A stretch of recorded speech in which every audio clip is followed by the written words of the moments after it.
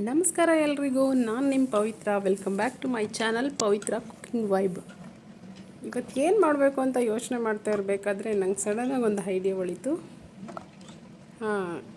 Protein rich ಆಗಿರೋ ಒಂದು ಸಾಂಬಾರು ಮಾಡಬೇಕು ಅಂತ ಡಿಸೈಡ್ ಮಾಡಿಕೊಂಡೆ.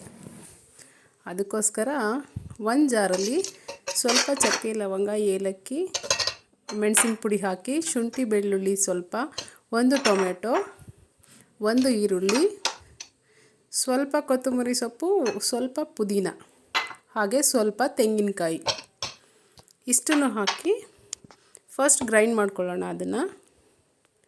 ಅದನ್ನು ಗ್ರೈಂಡ್ ಮಾಡ್ಕೊಂಡ ನಂತರ ಅದೇ ಪೇಸ್ಟ್ಗೆ 2 ಸ್ಪೂನ್ ಖಾರದ ಪುಡಿ, 1 ಸ್ಪೂನ್ ಅರಿಶಿಣ ಪುಡಿ ಹಾಗೂ 5 ಸ್ಪೂನು ಸಾಂಬಾರ್ ಪೌಡರ್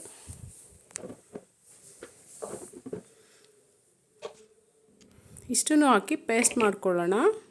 ಆನಂತರ ಒಂದು ಕುಕ್ಕರಲ್ಲಿ ಸ್ವಲ್ಪ ಆಯಿಲ್ ಹಾಕಿ, ಜಾಸ್ತಿ ಬೇಕಾಗಿಲ್ಲ, ಸ್ವಲ್ಪ ಆಯಿಲ್ ಹಾಕಿ, ಸ್ವಲ್ಪ ಸಾಸಿವೆ ಹಾಗೂ ಹಚ್ಚಿಟ್ಕೊಂಡಿರೋ ಈರುಳ್ಳಿ ಹಾಕಿ 1-2 ನಿಮಿಷ ಬಾಡಿಸೋಣ.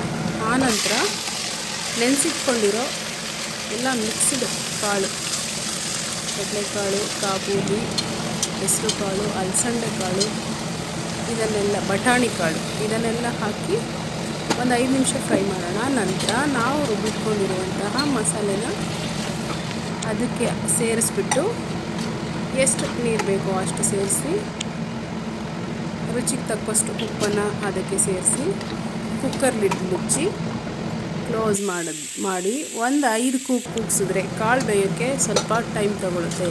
ಅದಕ್ಕೋಸ್ಕರ 5 ಕೂಗು ಮಿನಿಮಮ್ ಕೂಗಿಸ್ಬೇಕು, 5 ವಿಷಲ್. ಈಗ ರೆಡಿಯಾಗಿದೆ ನಮ್ಮ ಪ್ರೋಟೀನ್ ರಿಚ್ ಸಾಂಬಾರ್. ಟೇಸ್ಟ್ ಮಾಡಿ, ಟ್ರೈ ಮಾಡಿ.